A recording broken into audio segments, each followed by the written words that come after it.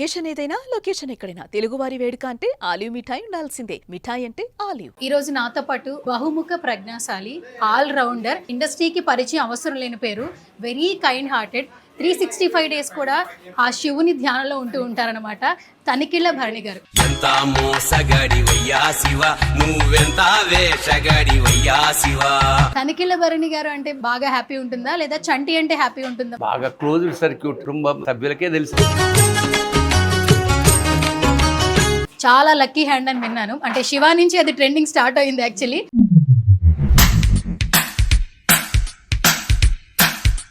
And ఈ రోజు మా ఆర్గానిక్ క్రీమరీ బై ఐస్బర్గ్ కూడా మీరే లాంచ్ చేశారు ఈ స్టోర్. పాటని పాఠముంది, మేటని ఆట ఉంది, దేనికో ఓటు చెప్పరా. చిన్న పిల్లల దగ్గర నుంచి పెద్దవాళ్ళు ఎవరైనా సరే ఐస్ క్రీమ్ తినొచ్చు అంటున్నారు. కోల్డ్ చేసిన ఐస్ క్రీమ్ తినండి, ఫీవర్ వచ్చిన ఐస్ క్రీమ్ తినండి అని చెప్తున్నారు. ఆయన ఓపెన్ ఛాలెంజ్ చేస్తున్నాడు, ఆర్గానిక్ గా అందిస్తున్నారు. మీరేం చెప్తారు sir organic creamery by iceberg గురించి? ఆర్గానిక్ గా ఐస్ క్రీమ్ అంటే జనరల్గా అన్ని నేచురల్, డయాబెటిక్ వాళ్ళు కూడా హాయిగా తినొచ్చు.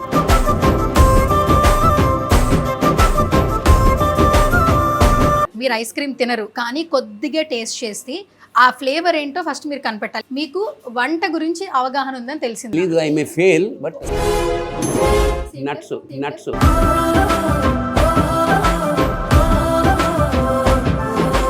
సార్ మీ బాల్యంలో ఐస్ క్రీమ్స్ ఎలా ఉండేవి? పైసా 2 పైసా ఫుల్ ఐసులు, దాని నిండా పంచదార ఉండేది, ఐస్ ఉండేది, అంతకంటే రంగు ఉండేది, నూరంతా ఎరగా అయిపోయింది. ఎంత ఎదిగినా ఒదిగి ఉండాలి అనేది చెప్తూ ఉంటారు, బట్ చాలా తక్కువ మందే ఉంటారు. ఇక్కడికి వెళ్ళిన తనికిళ్ళ భరణి గారి గురించి ఇలా చెప్తూ ఉండడం వింటున్నప్పుడు మీకు ఎట్లా అనిపిస్తుంది? మనకి ఏదైతే లభించిందో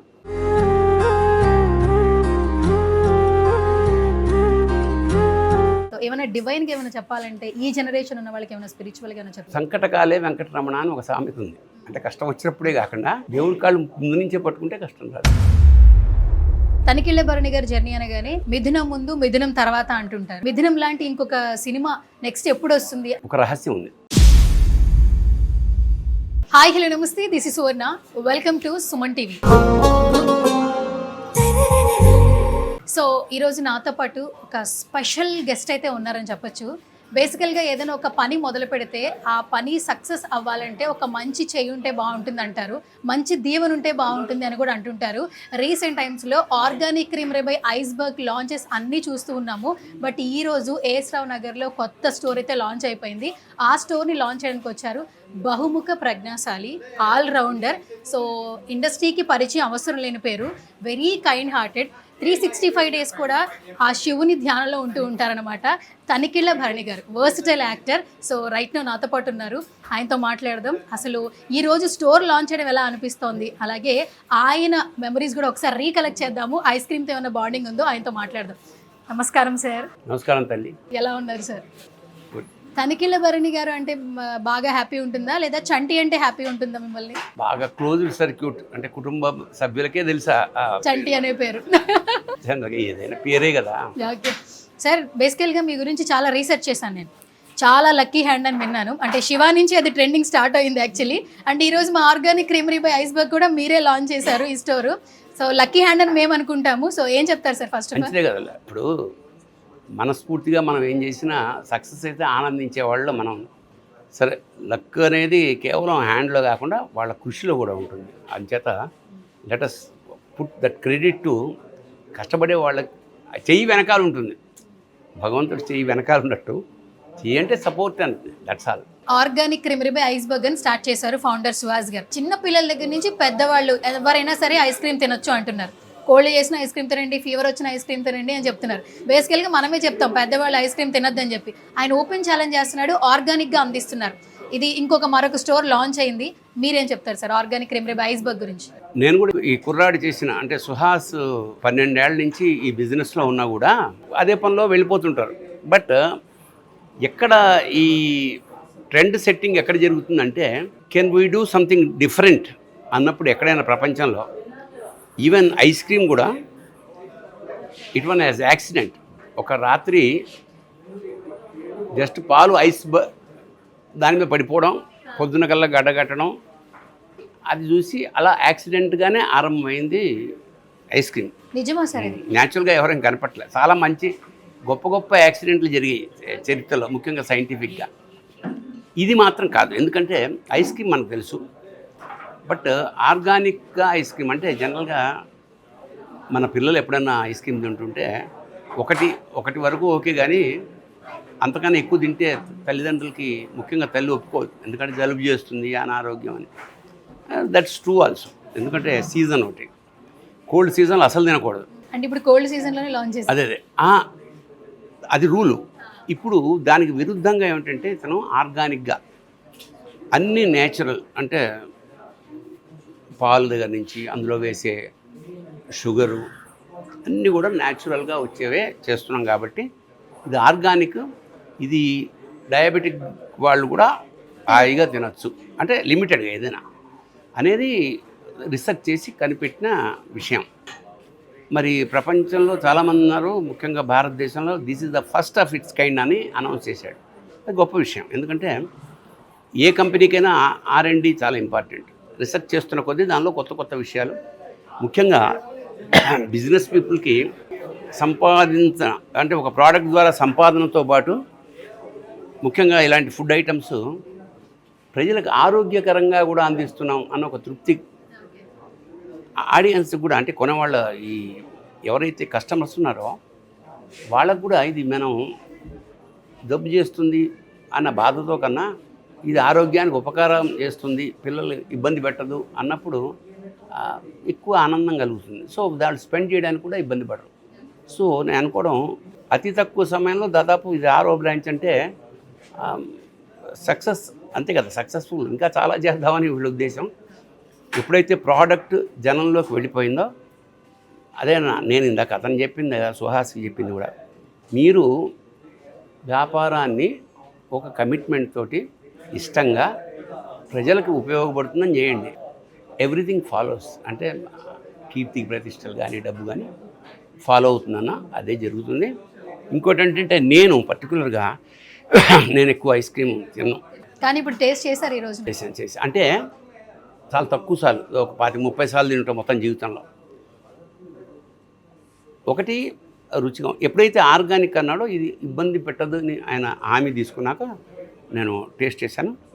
టేస్ట్ ఈస్ వండర్ఫుల్, అంటే ఇంకా తినాలని ఉన్నంత బాగుంది. అంచేత ఎప్పుడైతే ఏ వస్తువైనా ఇంకా మనం దాన్ని వాడాలి అన్నదంటే దానికి సక్సెస్ లెక్క అనమాట. అంచేత సంభవం ఇది తప్పకుండా ఒక కొత్త రూట్లో వెళ్ళింది కాబట్టి ఖచ్చితంగా విజయం సాధిస్తుంది. సార్ మీ ఇన్స్టాగ్రామ్ పేజ్ చూస్తే ఏదైనా లాంచింగ్ ఈవెంట్ ఉందనుకోండి, ఒక సాంగ్, లేదంటే ఒక బుక్, మంచి బుక్కో, లేదంటే ఒక తెలుగు భాష మీద ఏదైనా ఒక సమాజానికి ఏదైనా చెప్పాలనుకున్నా, అంటే అవి చాలా నైతిక విలువలతో కూడినటువంటి వీడియోస్ చూస్తుంటాం. ఫర్ ద ఫస్ట్ టైం అనుకుంటా యాక్చువల్లీ మీరు ఐస్ క్రీమ్ స్టోర్ లాంచింగ్కి రావడం. లేదు కొన్ని చేశాను, కానీ తక్కువ. అంటే నేను జనరల్గా ఏమిటంటే షాపుల వాళ్ళు ఎవరు మన ఎప్పుడో నాకు తెలిసి కావల్లో అనుకుంటా దాదాపు 20-30 ఏళ్ల క్రితం ఒక స్టోర్ ఓపెన్ చేశాం. అది నాకు బాగా గుర్తు, ఎందుకంటే వాళ్ళు కట్ చేయడానికి వెండి కత్తిరి ఇచ్చి ఆ కత్తిరి నాకే ఇచ్చి. ఓకే, సో అట్లాగా కొన్ని ఉన్నాయి. మరి అది జనరల్గా మన లిటరరీ సినిమా అట్లాంటి వాటికే పిలుస్తుంటారు.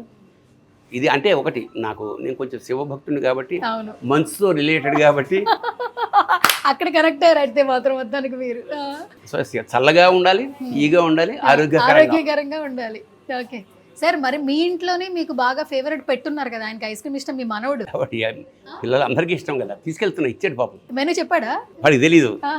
మన సుహాసు సర్ప్రైజింగ్ గా తీసుకెళ్తారు అయితే. ఓకే, ఐస్ క్రీమ్ బాగా తింటాడా మీ మనవడు? బాగా. పిల్లలు ఐస్ క్రీమ్ని ఆపాలి మనం. Okay, super. అయితే సార్, ఇండస్ట్రీ జర్నీ అనేది ఒక మాటలో చెప్పేది కాదు బేసికల్గా. అండ్ వ్యక్తిపరంగా తనికెళ్ళ భరణి గారు ఏంటి అని ఎవరు అడిగినా చాలా హంబుల్నెస్ ఉన్న పర్సన్, ఎక్కడా గర్వం ఉండదు, కలిసిపోతూ ఉంటారు, సరదాగా ఉంటారు. ఎవరైనా పెద్ద షూటింగ్ స్పాట్కి వెళ్ళి ఏదైనా ఒక మంచి క్యారెక్టర్ వస్తే కాల్ షీట్ రెడీ అయిందా, క్యారవాన్ ఉందా అని అంటారంట. కానీ మీరు నలుగురితో కూర్చుని మాట్లాడతారంట, క్యారవాన్లు ఉన్నాయి, అవి ఉన్నాయి, ఇవన్నీ అని మాట్లాడరంట. అంటే ఎంత ఎదిగినా ఒదిగి ఉండాలి అనేది చెప్తూ ఉంటారు, బట్ చాలా తక్కువ మందే ఉంటారు. ఎక్కడికి వెళ్ళినా తనికెళ్ళ భరణి గారి గురించి ఇలా చెప్తూ వినడం మాకు చాలా హ్యాపీ అనిపిస్తుంది. ఇలా వింటున్నప్పుడు మీకు ఎట్లా అనిపిస్తుంటుంది? ఎందుకంటే మనకన్నా ఇండస్ట్రీలో చాలామంది చాలా గొప్పవాళ్ళు వచ్చి వెళ్ళిపోయారు. మనం పెద్ద పొడి చేసింది ఏమీ లేదు. It's the greatest opportunity which God has given us. So ఉన్న దాంట్లో మనకి ఏదైతే లభించిందో మనం కప్పు తీసుకెళ్తే కప్పు వస్తుంది, చెంబు తీసుకెళ్తే చెంబు వస్తుంది. అలా అని చెప్పి మనం గంగాళం తీసుకెళ్ళాం, మనం మొయ్యాలి కదా. అంచేత మనకు ఏది ప్రాప్తం అది ఖచ్చితంగా వస్తుంది. ఇక్కడేమి శాశ్వతంగా ఏది ఉండవు. 200 సంవత్సరాలు ఏమి మనం యాక్ట్ చేయం. ఇచ్చిన పాత్రకి న్యాయం చేస్తూ ప్రొడ్యూసర్ క్షేమం కోరుకుంటే. సార్ ఇప్పుడు మీ ముందు నేను కొన్ని ఫ్లేవర్స్ పెట్టా, మీరు ఐస్ క్రీమ్ తినరు కానీ కొద్దిగా టేస్ట్ చేసి ఆ ఫ్లేవర్ ఏంటో ఫస్ట్ మీరు కనిపెట్టాలి. ఎందుకంటే మీకు వంట గురించి అవగాహన ఉందని తెలిసింది నాకు. మీరు వంట చేస్తారు, అన్నీ తెలుసు మీరు, అంటే బహుముఖ ప్రజ్ఞాశాలి అని అందుకే అంటుంటారు యాక్చువల్లీ. సరే, ఈ ఆటలో ఒక్కటన్నా ఒక టేస్ట్ చేయండి, ఆ ఫ్లేవర్ ఏంటో చెప్పండి. అసలు మీకేమనిపిస్తుంది? దానికైతే నాకు తెలీదు, ఐ మే ఫెయిల్. ఒక్క ఫ్లేవర్ ట్రై చేయండి, ఎనీథింగ్ ఓకే, బట్ ఏదైనా ఒక్కటి ట్రై చేసి అసలు ఎలా అనిపిస్తుంది, అది ఏ ఫ్లేవరో ట్రై చేయండి, ఐస్ క్రీమ్ తినిపోయినా. ఇదేగా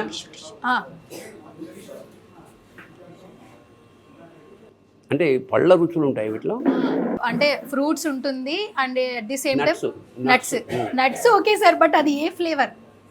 మనకి ఫ్రూట్స్ ఏ ఫ్లేవర్స్ ఉంటాయి? సీతాఫలంలాగా అనిపిస్తుంది, మరి అది ఎంతవరకు నిజం? అది ఇదే సార్, అదేమిటది? జామకాయ సీతాఫలం ఇట్లా ఏదో, అవునా? ఫస్ట్ ఇది కరెక్ట్ సార్, సీతాఫలం అయితే కాదు, అవునా? జామకాయ ఫ్లేవర్ లాగా ఉంటుంది అనమాట, బట్ అది సీతాఫల్ కాదు. యాక్చువల్లీ సీతాఫల్ వేరే ఉంది. అసలు ఏమిటది? జాగ్రీ సార్, బెల్లం. సీతాఫల్ అయితే కాదు అనిపించింది, ఏముంది? Okay done. సరే, ఈ ఫ్లేవర్ని అక్కడ పెట్టేసండి, ఇంకా మీరు ఎక్కువ ఇది ఇబ్బంది పడద్దు. సరే, ఇది తినంగానే ఫస్ట్ ఆ లోపల క్రేవింగ్స్ ఏమనిపించిందో ఆ మెమరీ ఏదైనా షేర్ చేయాలి. ఇన్ని సంవత్సరాల జర్నీలో ఇది స్వీటా, హాటా, లేదా ఒక మెమరబుల్ సర్ప్రైజింగ్ అనిపించిందా? సీతాఫలం అని నాకు అనిపించినప్పుడు, నా బాల్యం అంతా సీతాఫలం మండిలో జరిగింది. సీతాఫల్ మండి? సీతాఫలం మండి కూడా ఇక్కడ ఓకే.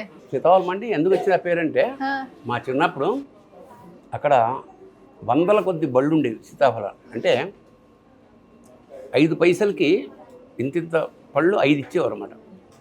ఎక్కడెక్కడి నుంచో కోసుకొచ్చి ఇక్కడ అమ్మేవారు. అందువల్ల ఆ స్టేషన్ కూడా సీతాఫలం మండి రైల్వే స్టేషన్ అని. సో ఒక్కసారి ఆ సీతాఫలం పేరు చెప్తే నా బాల్యం అంతా సీతాఫలం మండి, దాని చుట్టుపక్కల రైల్వే స్కూలు. సార్, మీ బాల్యంలో ఐస్ క్రీమ్స్ ఎలా ఉండేవి? ఫుల్ ఐసులు, పైసా 2 పైసలు, దాని నిండా పంచదార ఉండేది, ఐస్ ఉండేది, అంతకంటే రంగు ఉండేది.